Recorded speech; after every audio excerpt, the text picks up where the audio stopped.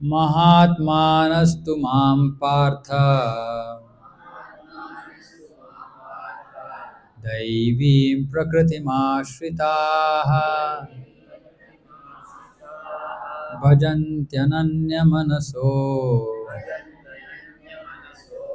ज्ञात्वा भूतादिमव्ययम् महात्मानस्तु मां पार्थ दैवीं प्रकृतिमाश्रिताः भजन्त्यनन्यमनसो ज्ञात्वा भूतादिमव्ययम् महात्मानस्तु मां पार्थ दैवीं प्रकृतिमाश्रिताः भजन्त्यनन्यमनसो ज्ञात्वा भूतादिमव्ययम्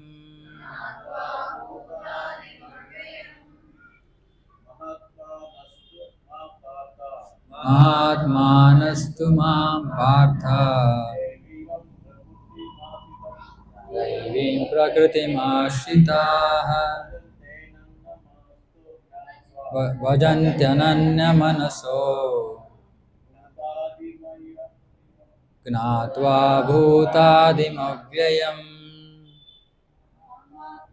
निमिष माताजी निमिष महात्मानस्तु मां पार्थ दैवीं प्रकृतिमाश्रिताः भजन्त्यनन्यमनसो ज्ञात्वा भूतादिमव्ययम्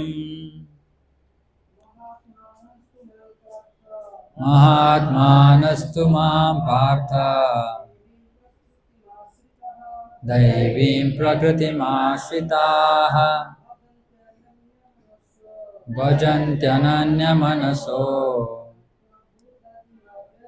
ज्ञात्वा भूतादिमव्ययम्। ओके माताजी। महात्मानस्तु मां पार्थ दैवीं प्रकृतिमाश्रिताः भजन्त्यनन्यमनसो ज्ञात्वा भूतादिमव्ययम्। महात्मानस्तु मां पार्थ दैवीं प्रकृतिमाश्रिताः भजन्त्यनन्यमनसो ज्ञात्वा भूतादिमव्ययम्। महात्मानस्तु मां पार्थ दैवीं प्रकृतिमाश्रिताः भजन्त्यनन्यमनसो ज्ञात्वा भूतादिमव्ययम्। ओके अनुवाद। ಓ ಪಾರ್ಥನೆ, ಭ್ರಾಂತಿಗೆ ಸಿಲುಕದ ಮಹಾತ್ಮರು ದೈವಿ ಪ್ರಕೃತಿಯ ರಕ್ಷಣೆಯಲ್ಲಿ ಇರುತ್ತಾರೆ. ಅವರಿಗೆ ನಾನು ಮೂಲನೂ ಅವ್ಯಯನೂ ಆದ ದೇವೋತ್ತಮ ಪರಮ ಪುರುಷ ಎಂದು ಗೊತ್ತಿದ್ದು ಅವರು ಭಕ್ತಿ ಸೇವೆಯಲ್ಲಿ ಸಂಪೂರ್ಣವಾಗಿ ನಿರತರಾಗಿರುತ್ತಾರೆ. ಕೃಷ್ಣ ಅರ್ಜುನನಿಗೆ ಹೇಳ್ತಾ ಇದ್ದಾನೆ, ಯಾರ ಬಗ್ಗೆ ಮಾತಾಡ್ತಾ ಇದ್ದಾನೆ? ಮಹಾತ್ಮರ ಬಗ್ಗೆ ಮಾತಾಡ್ತಾ ಇದ್ದಾನೆ. ಮಹಾತ್ಮರು ಅಂದ್ರೆ ಯಾರು? ಭ್ರಾಂತಿಗೆ ಸಿಲುಕದ ಮಹಾತ್ಮರು. ಭ್ರಾಂತಿಗೆ, ಭ್ರಮೆಗೆ ಒಳಗಾಗೋದಿಲ್ಲ ಮಹಾತ್ಮರು. ಮತ್ತೆ ಅವರು ದೈವಿ ಪ್ರಕೃತಿಯ ರಕ್ಷಣೆಯಲ್ಲಿ ಇರುತ್ತಾರೆ. ಎರಡು ಪ್ರಕೃತಿಗಳಿವೆ, ಒಂದು ಭೌತಿಕ ಪ್ರಕೃತಿ, ಇನ್ನೊಂದು ದೈವಿ ಪ್ರಕೃತಿ. ಸಾಮಾನ್ಯ ಜೀವಿಗಳು ಭೌತಿಕ ಪ್ರಕೃತಿಯ ಹಿಡಿತದಲ್ಲಿರ್ತಾರೆ. ಮಹಾತ್ಮರು ದೈವಿ ಪ್ರಕೃತಿಯ ರಕ್ಷಣೆಯಲ್ಲಿ ಇರುತ್ತಾರೆ. ಮತ್ತೆ ಏನ್ ಮಾಡ್ತಾರೆ ಈ ಮಹಾತ್ಮರು? ಮಹಾತ್ಮರು ಪೊಲಿಟಿಕ್ಸ್ ನಡ್ಸಲ್ಲ. ಮಹಾತ್ಮರು ಏನ್ ಮಾಡ್ತಾರೆ? ದೇವೋತ್ತಮ ಪರಮ ಪುರುಷ ಯಾರು ಅಂತ ತಿಳ್ಕೊಂಡು ಅವನು ಭಕ್ತಿ ಸೇವೆಯಲ್ಲಿ ಸಂಪೂರ್ಣವಾಗಿ ನಿರತರಾಗಿರುತ್ತಾರೆ. ಬೇರೆ ಕೆಲಸ ಇಲ್ಲ. ನೆಕ್ಸ್ಟ್ ಶ್ಲೋಕ. ಸೊ ಏನ್ ಮಾಡ್ತಾರೆ ಇವರು? ಬೇರೆ ಕೆಲಸ ಇಲ್ಲ ಅಂದ್ರೆ ಏನ್ ಕೆಲಸ ಮಾಡ್ತಾರೆ? ತುಂಬಾ ಮುಖ್ಯವಾದ ಶ್ಲೋಕ. ಸತತಂ ಕೀರ್ತಯಂತೋ ಮಾಂ ಯತಂತಶ್ಚ ದೃಢವ್ರತಾಃ ನಮಸ್ಯಂತಶ್ಚ ಮಾಂ ಭಕ್ತ್ಯಾ ನಿತ್ಯಯುಕ್ತಾ ಉಪಾಸತೆ. ಟ್ರಾನ್ಸ್ಲೇಷನ್ ಇಲ್ಲ ಬೇಡ. ಸದಾ ನನ್ನ ಕೀರ್ತನೆಯನ್ನು ಮಾಡುತ್ತಾ, ದೃಢ ಸಂಕಲ್ಪದಿಂದ ಪ್ರಯತ್ನವನ್ನು ಮಾಡುತ್ತಾ, ನನಗೆ ನಮಸ್ಕಾರವನ್ನು ಮಾಡುತ್ತಾ ಈ ಮಹಾತ್ಮರು ಸತತವಾಗಿ ಭಕ್ತಿಯಿಂದ ನನ್ನನ್ನು ಪೂಜಿಸುತ್ತಾರೆ. ಸೊ ಹಿಂದಿನ ಶ್ಲೋಕದಲ್ಲಿ ಏನ್ ಹೇಳಿದ್ರು? ಮಹಾತ್ಮರು ಭ್ರಮೆಗೆ ಒಳಗಾಗೋದಿಲ್ಲ,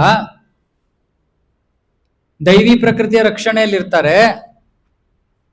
ಕೃಷ್ಣ ದೇವೋತ್ತಮ ಪರಮ ಪುರುಷ ಅಂತ ತಿಳ್ಕೊಂಡಿದ್ದು ಸತತವಾಗಿ ಸಂಪೂರ್ಣವಾಗಿ ಅವನ ಭಕ್ತಿ ಸೇವೆಯಲ್ಲಿ ತೊಡಗ್ತಾರೆ. ಭಕ್ತಿ ಸೇವೆ ಅಂದ್ರೇನು? ಸತತಂ ಕೀರ್ತಯಂತೋಮ, ಸತತವಾಗಿ ಕೃಷ್ಣನ ಗುಣಗಾನ ಮಾಡ್ತಾ ಇರೋದು. ಕೃಷ್ಣನ ಬಗ್ಗೆ, ಕೃಷ್ಣನ ಗುಣಗಳ ಬಗ್ಗೆ, ಕೃಷ್ಣನ ರೂಪದ ಬಗ್ಗೆ, ಕೃಷ್ಣನ ಲೀಲೆಗಳ ಬಗ್ಗೆ ವರ್ಣನೆ ಮಾಡ್ತಾ ಇರೋದು. ಸತತವಾಗಿ ಮಾಡೋದಕ್ಕೆ ಏನು ಬೇಕು? ದೃಢ ಸಂಕಲ್ಪ ಬೇಕು. ಯಾಕೆ ದೃಢ ಸಂಕಲ್ಪ ಬೇಕು? ಯಾಕೆಂದ್ರೆ ಭೌತಿಕ ಜೀವನ ನಮ್ಮನ್ನ ಆಟ ಆಡಿಸ್ಬಿಡುತ್ತೆ.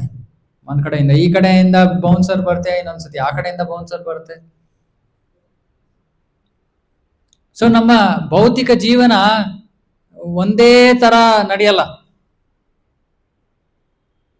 ಒಂದೊಂದಿನ ಒಂದೊಂದು ಸರ್ಪ್ರೈಸ್ ಏನೋ ಒಂದು ಬರ್ತಾ ಇರುತ್ತೆ. ಅರೆ ಇವರ ದೃಢ ಸಂಕಲ್ಪ ಏನು? ನನ್ನ ಭೌತಿಕ ಜೀವನ ಏನೇ ಆಗ್ಲಿ ಭಕ್ತಿ ಸೇವೆಯನ್ನ ಬಿಡಲ್ಲ. ಸತತವಾಗಿ, ಅದಕ್ಕೆ ಸತತವಾಗಿ ಅಂದ್ರೆ ಯಾವ ಅಡೆತಡೆ ಇಲ್ಲ. ಅಹೈತುಕಿ ಅಪ್ರತಿಹತ ಯಯಾತ್ಮ ಸುಪ್ರಸೀದತಿ. ಅಹೈತುಕಿ ಅಂದ್ರೆ ಅದಕ್ಕೆ ಕಾರಣ ಇಲ್ಲ, ಹೇತು ಇಲ್ಲ. ಯಾಕೆ ಭಕ್ತಿ ಮಾಡ್ತಾ ಇದ್ದೀರಾ? ಯಾವ ಕಾರಣ ಇಲ್ಲ, ನನಗಿದು ಬೇಕು ಅದು ಬೇಕು, ಇಲ್ಲ, ಯಾವ ಕಾರಣನೂ ಇಲ್ಲ. ಕಾರಣ ಏನು? ಸುಮ್ಮನೆ ಕೃಷ್ಣನ ಸಂತೃಪ್ತಿ. ಅಪ್ರತಿಹತ ಅಂದ್ರೆ ಯಾವ ಅಡೆತಡೆ ಇಲ್ಲ. ಯಾವ ಭೌತಿಕ ಸನ್ನಿವೇಶಗೂ ಕೂಡ ಭಕ್ತಿ ಸೇವೆಯನ್ನ ತಡೆಯಕ್ಕಾಗಲ್ಲ. ಯಾವ ಭೌತಿಕ ಸನ್ನಿವೇಶಗೂ ಕೂಡ ಯಾವ ಶಕ್ತಿಯೂ ಇಲ್ಲ ಭಕ್ತಿಯನ್ನು ನಿಲ್ಲಿಸೋ ಶಕ್ತಿ ಇರುವಂತ ಯಾವ ಶಕ್ತಿನೂ ಇಲ್ಲ. ಸೊ ಇವ್ರೇನ್ ಮಾಡ್ತಾರೆ? ದೃಢ ಸಂಕಲ್ಪದಿಂದ ಜೀವನದ ಪರಿಸ್ಥಿತಿಗಳು ಏನೇ ಇರ್ಲಿ ಸತತವಾಗಿ ಕೀರ್ತನೆಯನ್ನ ಮಾಡ್ತಾರೆ, ಸತತವಾಗಿ ಭಗವಂತನಿಗೆ ನಮಸ್ಕಾರಗಳನ್ನ ಅರ್ಪಿಸ್ತಾರೆ, ಸತತವಾಗಿ ಅವರ ಕೃಷ್ಣನ ಪೂಜೆಯನ್ನ ಮಾಡ್ತಾರೆ. ಇವಾಗ ಮೊದಲು ನಾವು ಈ ಶ್ಲೋಕದಲ್ಲಿ ಅರ್ಥ ಮಾಡ್ಕೋಬೇಕು, ಈ ಮಹಾತ್ಮರಿಗೂ ನಮಗೂ ವ್ಯತ್ಯಾಸ ಏನು. ಭಗವದ್ಗೀತೆಯಲ್ಲಿ ಕೃಷ್ಣ ಮಹಾತ್ಮರ ಬಗ್ಗೆ ಹೇಳ್ತಾ ಇದ್ದಾನೆ. ಇವಾಗ ನಾವೆಲ್ಲಿದ್ದೀವಿ? ನಮ್ಮ ಕಥೆ ಏನು? ಸೊ ಎರಡು ತರಹದ ಜೀವಿಗಳು, ಒಂದು ಮಹಾತ್ಮರು, ಇನ್ನೊಬ್ರು ಯಾರು ಮಹಾತ್ಮರಲ್ವೋ ಅವರು. ಮಿಕ್ಕಿದವರೆಲ್ಲ ಸಾಧಾರಣ ಜೀವಿಗಳು. ಇಲ್ಲ, ಮಿಕ್ಕಿದವರು ಸಾಧಾರಣ ಜೀವಿಗಳಲ್ಲ. ಮಿಕ್ಕಿದವರಲ್ಲೂ ಕೂಡ ಭಕ್ತರಿದ್ದಾರೆ, ಅದಾದ್ಮೇಲೆ ಸಾಧಾರಣ ಜೀವಿಗಳಿದ್ದಾರೆ. ಸೊ 3 ವರ್ಗದಲ್ಲಿ ನಾವು ಯೋಚನೆ ಮಾಡ್ಬೋದು. ಮೊದಲು ಮಹಾತ್ಮರು, ಎರಡನೇದು ಮಹಾತ್ಮರು ಅಲ್ಲದೆ ಇರುವಂತ ಭಕ್ತರು, ಮೂರನೇದು ಮಹಾತ್ಮರು ಅಲ್ಲ ಭಕ್ತರು ಅಲ್ಲ, ಥರ್ಡ್ ಕ್ಯಾಟಗರಿ. ಇವಾಗ ಮೊದಲು ಮಹಾತ್ಮರು ಅಲ್ಲ ಭಕ್ತರು ಅಲ್ಲ ಅವ್ರ ವರ್ಗದ ಬಗ್ಗೆ ಯೋಚನೆ ಮಾಡೋಣ, ಅವ್ರದ್ದು ಏನ್ ಕತೆ ಅಂತ. ಈ ಮಹಾತ್ಮರು ಅಲ್ಲ ಭಕ್ತರು ಅಲ್ಲದೆ ಇರೋರು ಅಂದ್ರೆ ಸಾಮಾನ್ಯ ಜನರು. ಅಂದ್ರೆ ಹಿಂಗ್ ಹೋಗ್ತಾರೆ, ಫ್ಲೈಯಿಂಗ್ ಕಿಸ್ ಕೊಟ್ಟು ಹೋಗ್ತಾರೆ ಕೃಷ್ಣನ್ಗೆ, ಗೊತ್ತಾ? ನಾ ಇಲ್ಲಿ ನೋಡ್ತಾ ಇರ್ತೀನಲ್ಲ, ಹಂಗೆ ಕೃಷ್ಣ ಫ್ಲೈಯಿಂಗ್ ಕಿಸ್ ಅಂತಾರೆ. ಅಂದ್ರೆ ಅವ್ರಿಗೆ ಎಷ್ಟು ಪಾಪ ಬಿಸಿ ಅಂದ್ರೆ ಅಲ್ಲಿ ಚಪ್ಪಲಿ ಬಿಟ್ಟು 1 ನಿಮಿಷ ದೇವಸ್ಥಾನದ ಒಳಗಡೆ ಬಂದು ನಮಸ್ಕಾರ ಮಾಡಿ ಓಡಕ್ ಟೈಮ್ ಇಲ್ಲ. ಅಲ್ಲೇ ಗಾಡಿ ಮೇಲೆ ಗುರು ಅನ್ಸ್ತಾ ಇರ್ತಾರೆ, ಚಪ್ಪಲಿ ಅಲ್ಲೇ ಬಿಡ್ತಾರೆ. ಒಬ್ರೊಬ್ರು ಬಿಡ್ತಾರೆ, ಒಬ್ರೊಬ್ರು ಅದು ಬಿಡಲ್ಲ. ಹಂಗೆ ಕೃಷ್ಣನ್ ಪಾಪ ಎಲ್ಲರೂ ಫ್ಲೈಯಿಂಗ್ ಕಿಸ್ ತಗೋಬೇಕು ಅವನು.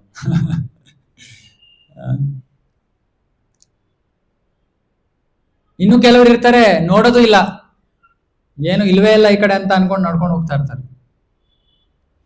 ಇವಾಗ ಇವರ ಪರಿಸ್ಥಿತಿ ಏನು ಅಂದ್ರೆ, ಇಂಥವರು ಅವರ ಜೀವನ ಸಂಪೂರ್ಣವಾಗಿ ಭೌತಿಕ ಪ್ರಕೃತಿಯ ಹಿಡಿತದಲ್ಲಿ ನಡೀತಾ ಇದೆ. ಭೌತಿಕ ಪ್ರಕೃತಿ ಅಂದ್ರೆ ಯಾರು? ಭೌತಿಕ ಪ್ರಕೃತಿ ಅಂದ್ರೆ ಯಾರು?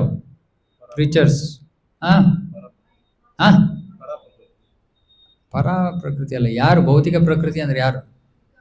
ದುರ್ಗಾದೇವಿ. ಭೌತಿಕ ಪ್ರಕೃತಿ ಅಂದ್ರೆ ದುರ್ಗಾದೇವಿ. ಸೊ ಇವರ ಜೀವನ ದುರ್ಗಾದೇವಿಯ ಪ್ರಕಾರ ನಡೀತಾ ಇದೆ. ದುರ್ಗಾದೇವಿಯ ಪ್ರಕಾರ ನಡೀತಾ ಇದೆ ಅಂದ್ರೆ ಏನು? ಕರ್ಮ ಫಲದ ಪ್ರಕಾರ ನಡೀತಾ ಇದೆ. ಯಾರು ಭಗವಂತನ ಭಕ್ತರಲ್ವೋ ಅವರ ಜೀವನ ಅವರ ಕರ್ಮ ಫಲದ ಪ್ರಕಾರ ನಡೆಯುತ್ತೆ. ಕರ್ಮ ಫಲದ ಪ್ರಕಾರ ನಡೆಯೋದು ಅಂದ್ರೆ ಏನು? ನಾವು ಜನ್ಮ ಜನ್ಮಾಂತರಗಳಿಂದ ಬೇಕಾದಷ್ಟು ಕರ್ಮವನ್ನ ಮಾಡಿದೀವಿ, ಅದರ ಬೇಕಾದಷ್ಟು ಫಲ ಸಂಗ್ರಹ ಮಾಡಿದೀವಿ. ಈ ಒಂದು ಜನ್ಮದಲ್ಲಿ ನಾವು ಹುಟ್ಕೊಳ್ಳೋಕ್ಕಿಂತ ಮುಂಚೆ ನಮ್ಗೆ ಈ ಜನ್ಮದಲ್ಲಿ ನಾವು ಯಾವ್ಯಾವ ಸುಖ ಯಾವ್ಯಾವ ದುಃಖ ಅನುಭವಿಸ್ಬೇಕು ಅಂತ ಇದೆಯೋ ಅದಕ್ಕೆ ಪ್ರಾರಬ್ಧ ಕರ್ಮ ಅಂತಾರೆ. ಆ ಪ್ರಾರಬ್ಧ ಕರ್ಮದ ಪ್ರಕಾರ ನಾವು ಯಾವುದೋ ಒಂದು ಕುಟುಂಬದಲ್ಲಿ, ಯಾವುದೋ ತಂದೆ ತಾಯಿಗೆ, ಯಾವುದೋ ನಿರ್ದಿಷ್ಟ ಜಾಗದಲ್ಲಿ ನಿರ್ದಿಷ್ಟ ಸಮಯದಲ್ಲಿ ಜನ್ಮ ಪಡ್ಕೋತೀವಿ.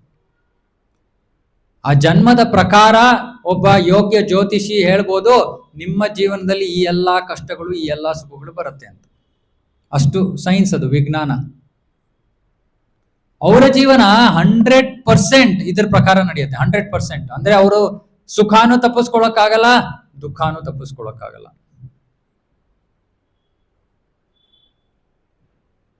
ಬನ್ನಿ ದೇವಸ್ಥಾನಕ್ಕೆ ಬನ್ನಿ, ಪ್ರಭು ತುಂಬಾ ಬಿಸಿ ಇದ್ದೀನಿ ನಾನು.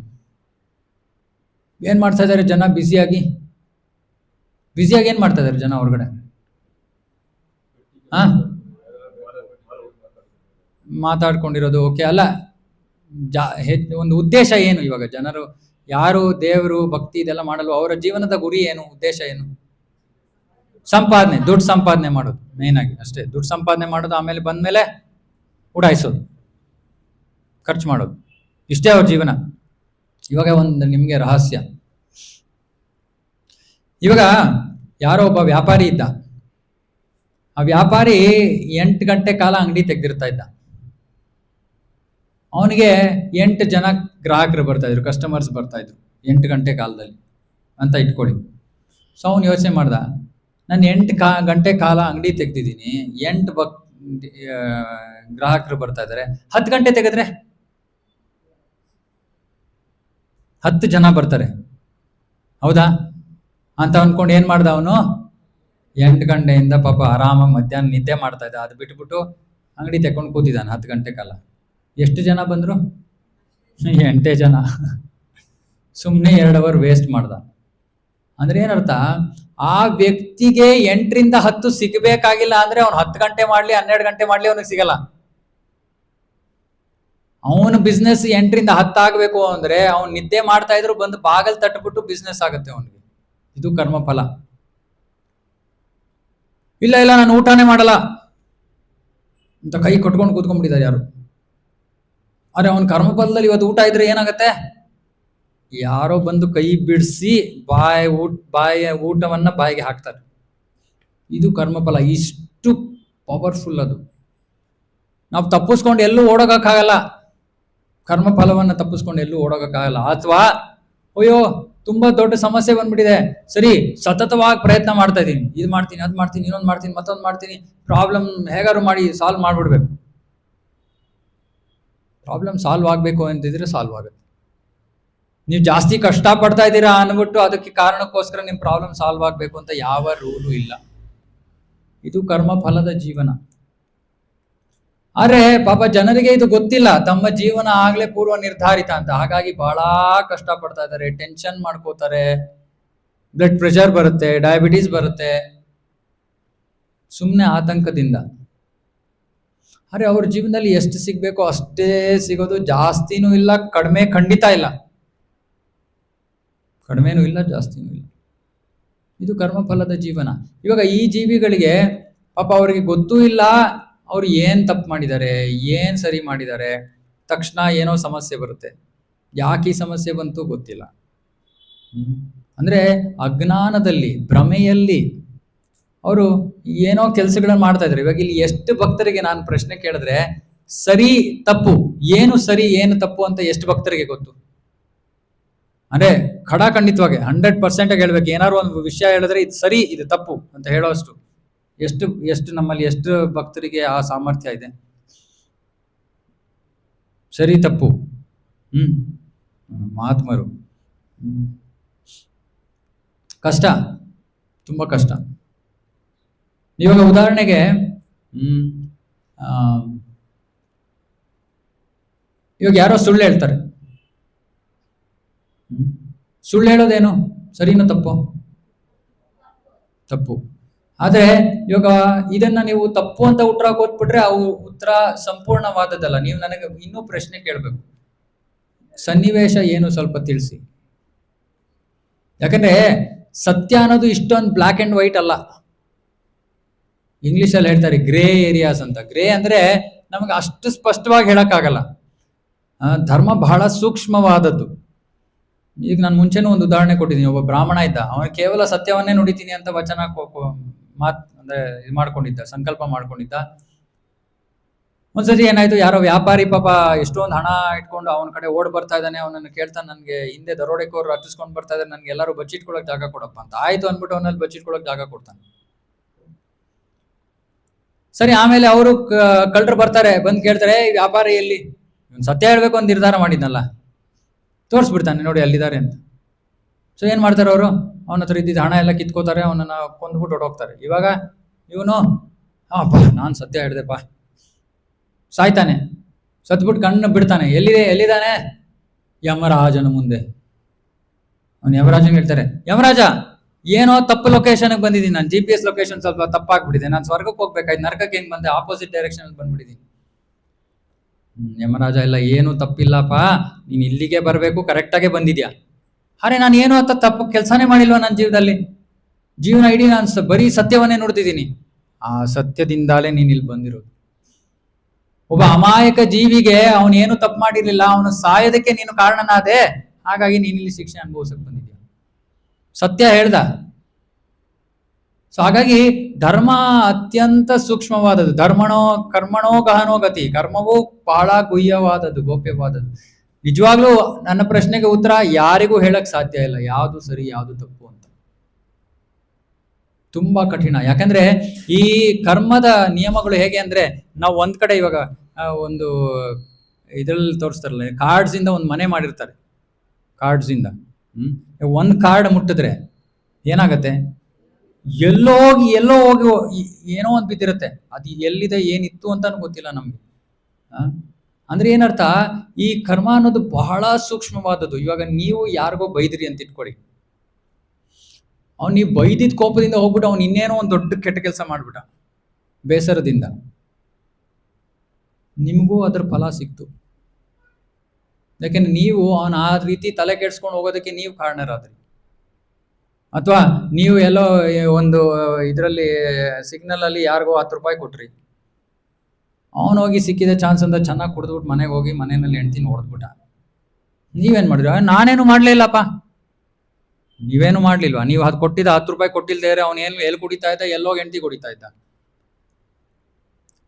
ಭಾಗವತದಲ್ಲಿ ಹೇಳ್ತಾರೆ, ತಪ್ಪನ್ನ ಮಾಡ್ತಾ ಇರೋರನ್ನ ಕಂಡುಹಿಡಿಯೋದು ಕೂಡ ತಪ್ಪು ಅಂತ.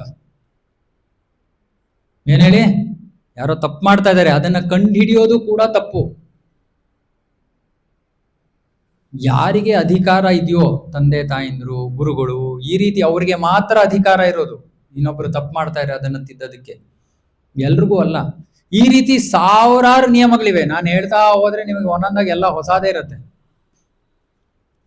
ಸೊ ಧರ್ಮ ಅನ್ನೋದನ್ನ ನಾವು ಸರಿ ತಪ್ಪು ಅನ್ನೋದನ್ನ ಹೇಳೋದು ಹೆಚ್ಚು ಕಡಿಮೆ ಅಸಾಧ್ಯ.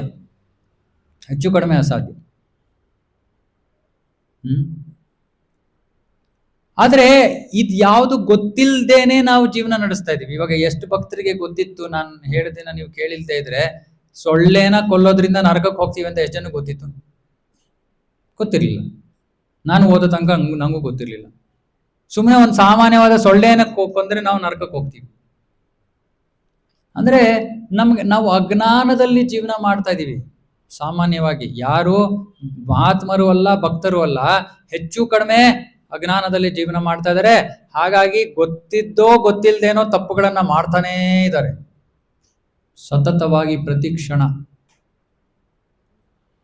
ಈ ಗೊತ್ತಿದ್ದೋ ಗೊತ್ತಿಲ್ದೇನೋ ತಪ್ಪು ಮಾಡಿದ್ರು, ಗೊತ್ತಿದ್ದು ತಪ್ಪು ಮಾಡಿದ್ರು ಸರಿ, ಗೊತ್ತಿಲ್ಲದೆ ತಪ್ಪು ಮಾಡಿದ್ರು ಸರಿ, ತಪ್ಪು ತಪ್ಪು. ಮನುಷ್ಯನಿಗೆ ಅದಕ್ಕೆ ಕ್ಷಮಾಪಣೆ ಇಲ್ಲ. ಓ ನನಗೆ ಗೊತ್ತೇ ಇಲ್ಲಪ್ಪ ಇದು, ಯಾಕೆ ಗೊತ್ತಿಲ್ಲ, ಯಾಕೆ ತಿಳ್ಕೊಳ್ಳಿಲ್ಲ. ಟೂ ವೀಲರ್ ತಗೊಂಡು ಹೋಗ್ತೀವಿ, ಸಿಗ್ನಲ್ ಅಲ್ಲಿ ನಿಲ್ಸ್ಬೇಕು ಅಂತಾನೆ ಗೊತ್ತಿಲ್ಲ ಸರ್ ನನಗೆ, ಯಾಕಪ್ಪ ಬಂದೆ ರೋಡಲ್ಲಿ, ಮನೆಯಲ್ಲಿ ಕೂತಿದ್ರೆ ಚೆನ್ನಾಗಿರೋದಲ್ವಾ. ಮನುಷ್ಯರಾಗಿ ನಾವು ಈ ಕಾರಣ ಕೊಡಕ್ಕಾಗಲ್ಲ, ನಂಗೆ ಗೊತ್ತೇ ಇಲ್ಲ, ನಂಗೆ ಇದು ಸರಿನೋ ತಪ್ಪು ಅನ್ನೋದೇ ಗೊತ್ತಿಲ್ಲ. ಹೋಗು ತಿಳ್ಕೊಂಡು ಬರ್ಬೇಕಾಯ್ತು, ಯಾಕೆ ತಿಳ್ಕೊಳ್ಳಿಲ್ಲ. ಮನುಷ್ಯನಾಗಿ ತಿಳ್ಕೊಳ್ಳೋದು ನಿನ್ನ ಕರ್ತವ್ಯ. ಪ್ರಾಣಿಗಳು ತಿಳ್ಕೊಳಕ್ಕಾಗಲ್ಲ, ಯಾಕಂದ್ರೆ ಪಾಪ ಅವಾಗ ಬುದ್ಧಿ ಇಲ್ಲ. ಪ್ರಾಣಿಗಳಿಗೆ ಬರೀ ಗೊತ್ತಿರೋದು ಇಷ್ಟೇ, ಆಹಾರ, ನಿದ್ರೆ, ಭಯ, ಮೈಥುನ. ಅರೆ ಮನುಷ್ಯರು ಅದಕ್ಕಿಂತ ಜಾಸ್ತಿ ತಿಳ್ಕೋಬೇಕು. ಇದು ಮನುಷ್ಯ ಜೀವನ ಅಂತ ಒಂದು ಸವಲತ್ತು, ಒಂದು ಇದು ವಿಶೇಷವಾದ ಒಂದು ಕೊಡುಗೆ. ಸರಿ ತಪ್ಪು ಅನ್ನ ತಿಳ್ಕೊಂಡು ಜವಾಬ್ದಾರಿಯಿಂದ ಜೀವನ ನಡೆಸೋದು ಮನುಷ್ಯ ಜೀವನದು. ಅಂದ್ರೆ ಇವತ್ತು ಭಕ್ತರಲ್ಲದೆ ಇರೋರು ಗೊತ್ತಿಲ್ಲದೆ ಜೀವನವನ್ನ ಮಾಡ್ತಾ ಇದ್ದಾರೆ, ತಪ್ಪುಗಳನ್ನ ಮಾಡ್ತಾ ಇದ್ದಾರೆ. ಸೊ ಅವರ ಜೀವನ ಸಂಪೂರ್ಣವಾಗಿ ಕರ್ಮದ ನಿಯಂತ್ರಣದಲ್ಲಿದೆ, ಪ್ರಕೃತಿಯ ನಿಯಂತ್ರಣದಲ್ಲಿದೆ. ಅವ್ರು ತಪ್ಪಿಸ್ಕೊಳಕ್ಕಾಗಲ್ಲ. ತುಂಬಾ ಕಷ್ಟ ಅನ್ಸುತ್ತಲ್ವಾ. ಇಂಗ್ಲಿಷಲ್ಲಿ ಹೆಲ್ಪ್ಲೆಸ್ ಅಂತಾರೆ. ನಿಜವಾಗ್ಲೂ ಅಸಹಾಯಕರು ನಾವು. ಸುಮ್ಮನೆ ನಾವು ಭ್ರಮೆಯಲ್ಲಿ ಅನ್ಕೋತಾ ಇದೀವಿ, ಇಲ್ಲ ಇಲ್ಲ ನಾನ್ ಪ್ರಯತ್ನ ಮಾಡಿದೆ, ನಾನ್ ಮಾಡಿದೆ, ಇದು ಮಾಡಿದೆ, ಅದ್ ಮಾಡಿದೆ ಅಂತ. ಏನೂ ಇಲ್ಲ.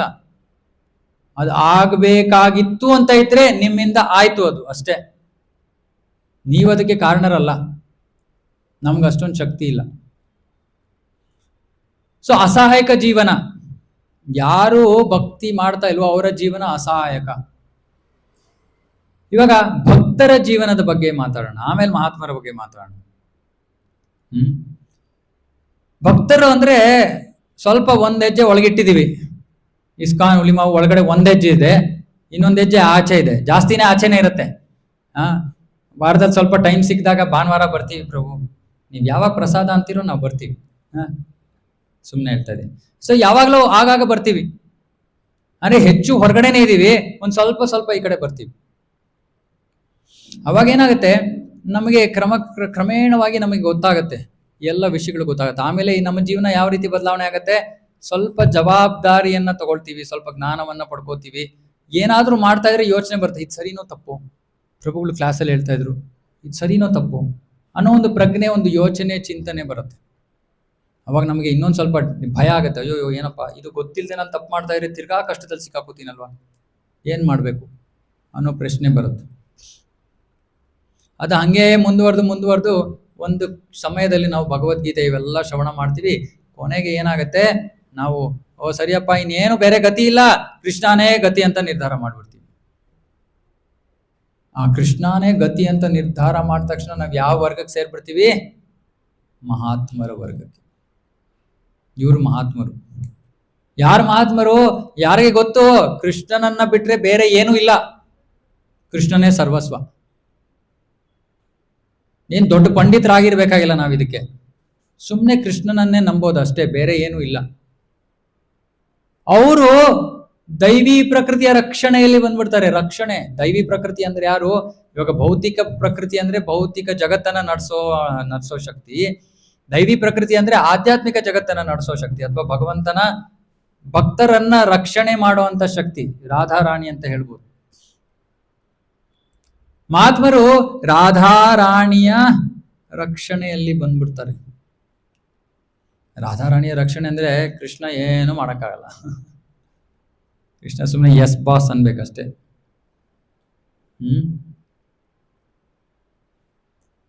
ರಾಧಾರಾಣಿಯ ರಕ್ಷಣೆಯಲ್ಲಿ ಬಂದ ತಕ್ಷಣ ಅವರ ಕೆಲಸ ಏನು? 24 ಗಂಟೆ ಭಕ್ತಿ ಸೇವೆ.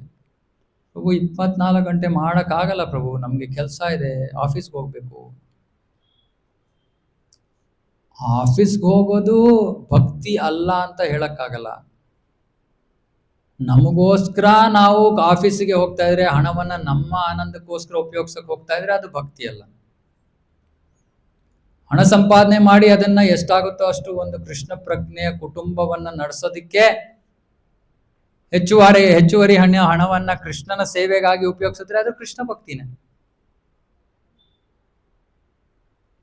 ಕೃಷ್ಣ ಭಕ್ತಿನೇ ಅದು. ಸೊ ಯಾರು ನಾವು ಸುಮ್ಮನೆ ಹೊರಗಡೆ ಹೋಗಿ ಕೆಲಸ ಮಾಡ್ತಾ ಇದೀವಿ ಅಂದ ತಕ್ಷಣ ನಾವು ಡಿಸ್ಕ್ವಾಲಿಫೈ ಆಗ್ಬಿಡಲ್ಲ. ಅದನ್ನ ಯಾವ ಉದ್ದೇಶದಿಂದ ಮಾಡ್ತಾ ಇದೀವಿ, ಅದನ್ನ ಹೇಗೆ ಉಪಯೋಗಿಸ್ತೀವಿ, ಇದ್ರ ಮೇಲೆ ಅವಲಂಬಿತವಾಗಿದೆ. ಸೊ ಮಹಾತ್ಮರು ಅಂದ್ರೆ ಅವರ ಪ್ರಜ್ಞೆ ಯಾವಾಗ್ಲೂ ಕೃಷ್ಣನ ಬಗ್ಗೆ, ಯಾವಾಗ್ಲೂ ಕೃಷ್ಣನ ಯೋಚನೆ. ಏನಾದ್ರು ಅಂಗಡಿಯಲ್ಲಿ ನೋಡಿದ್ರೆ ಓ ಇದನ್ನ ಕೃಷ್ಣನ್ ತಗೊಂಡೋದ್ರೆ ಚೆನ್ನಾಗಿರುತ್ತಲ್ವಾ. ಸೊ ಅವರ ಯೋಚನೆ ಅಷ್ಟೇ. ಹೂ ನೋಡಿದ್ರೆ ನಾವು ತಗೊಂಡು ಮುಡ್ಕೊಳಕ್ಕೆ ಯೋಚನೆ ಮಾಡಲ್ಲ, ಓ ಈ ಹೂ ಕೃಷ್ಣನಿಗೆ ಹಾಕಿದ್ರೆ ಎಷ್ಟು ಚೆನ್ನಾಗಿರತ್ತಲ್ವ. ಸೊ ಅವರ ಪ್ರಜ್ಞೆ ಸತತವಾಗಿ ಕೃಷ್ಣನ ಸೇವೆಯಲ್ಲಿ ಇದೆ. ಇವರು ಮಹಾತ್ಮರು. ಇಂತಹ ಭಕ್ತರ ಜೀವನದಲ್ಲಿ ಕೃಷ್ಣ ಹೇಳ್ತಾನೆ, ಅನನ್ಯ ಚಿಂತೆಯಂತೋ ಮಾಯೇ ಜನ ಪರಿಪಾಸತೆ ತೇಷಾಂ ನಿತ್ಯಾಭಿಯುಕ್ತಾನಾಂ ಯೋಗಕ್ಷೇಮಂ ವಹಾಮ್ಯಹಂ. ಕೃಷ್ಣ ಅವರ ಯೋಗಕ್ಷೇಮವನ್ನ ನೋಡ್ಕೊಂಡ್ಬಿಡ್ತಾನೆ. ಯಾರು ಶರಣಾಗತರಾಗಿದ್ರೋ ಕೃಷ್ಣ ಅವನ ಕರ್ಮ ಫಲವನ್ನು ತಗೊಂಡ್ಬಿಡ್ತಾನೆ. ಹೊರಗಡೆ ಇರೋ ಜೀವಿಗಳು ತಮ್ಮ ಕರ್ಮ ಫಲದ ಪ್ರಕಾರ ತಮ್ಮ ರಿಸ್ಕಿನಲ್ಲಿ ಜೀವನ ನಡೆಸ್ತಾ ಇದ್ದಾರೆ. ಅವ್ರ ರಿಸ್ಕ್ ಅದು. ಏನಾಗುತ್ತೆ ಗೊತ್ತಿಲ್ಲ, ಯಾವಾಗ ಏನಾಗುತ್ತೆ ಗೊತ್ತಿಲ್ಲ. ಪದ್ಮ ಪುರಾಣದಲ್ಲಿ ಹೇಳ್ತಾರೆ, ಪದಂ ಪದಂ ಯದ್ ವಿಪದಂ, ಪ್ರತಿಯೊಂದು ಹೆಜ್ಜೆಯಲ್ಲೂ ಅಪಾಯವಿದೆ ಅಂತ. ಯಾವಾಗ ಏನಾಗುತ್ತೆ ಗೊತ್ತಿಲ್ಲ. Full risk. ಇಲ್ಲ ಸರ್ ನಮ್ಮ ಹತ್ರ ಇನ್ಶೂರೆನ್ಸ್ ಇದೆ, ಆ ಇನ್ಶೂರೆನ್ಸ್ ನಿಮ್ಮನ್ನ ಕಷ್ಟದಿಂದ ತಪ್ಸಕ್ಕಾಗಲ್ಲ. ಕಷ್ಟ ಬಂದ್ಮೇಲೆ ಸಹಾಯ ಮಾಡ್ಬೋದು, ಅದು ಜೇಬಿಂದ ದುಡ್ಡು ಕಡಿಮೆ ಹೋಗೋಂಗೆ ಅಷ್ಟೇ. ಕಷ್ಟವನ್ನ ಯಾವುದು ನಿಲ್ಸಕ್ಕಾಗಲ್ಲ.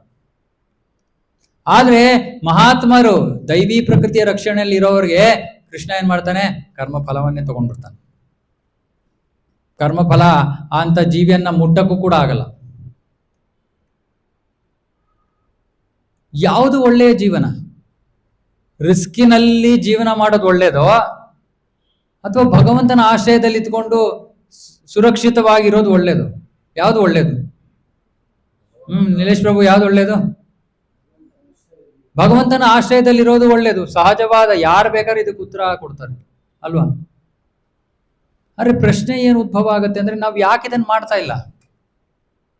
ನೆಕ್ಸ್ಟ್ ಪ್ರಶ್ನೆ, ನಾವ್ ಯಾಕೆ ಕೃಷ್ಣನ ಆಶ್ರಯದಲ್ಲಿ ಜೀವನ ನಡೆಸ್ತಾ ಇಲ್ಲ? ಯಾಕೆ ಇಷ್ಟೊಂದು ರಿಸ್ಕಲ್ಲಿ ಜೀವನ ನಡೆಸ್ತಾ ಇದೀವಿ?